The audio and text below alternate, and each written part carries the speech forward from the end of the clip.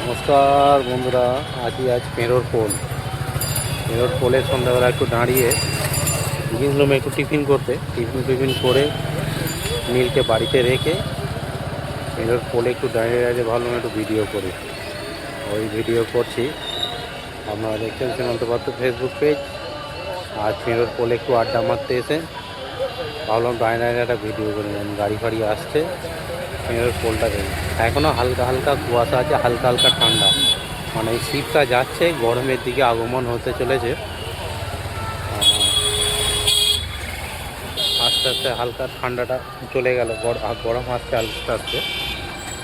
গরমের এটা আগমন মোটামুটি আর কদিন বাকি, ফাল্গুন মাস এসে যাচ্ছে, তারপরে শিবরাত্রি, হোলি সব মুখোমুখি।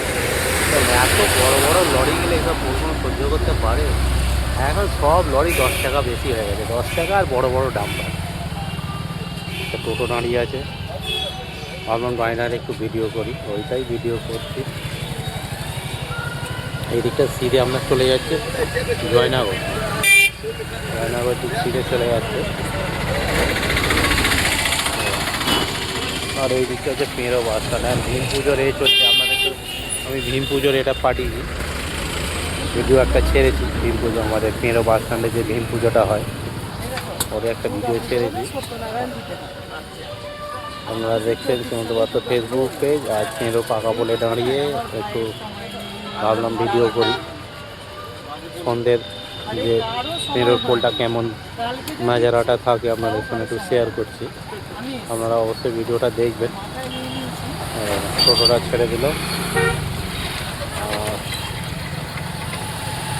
মেরোর পোলটা সন্ধ্যাবেলা কত সুন্দর লাগছে। আর এখন একটা জিনিস ভালো কী বলুন তো, সব পোলে এরকম লাইট করে দিয়েছে, চার্জারওয়ালা লাইট। দিনের বেলা সারাদিন সোলার প্যানেল আছে, দিনের বেলা সারাদিন এখন চার্জ হবে, আর রাত্রে লাইট জ্বলবে। এখন আর বিদ্যুতের কোনো ব্যাপার নেই। যাই হোক, ভিডিওটা শেষ করলাম, দেখুন।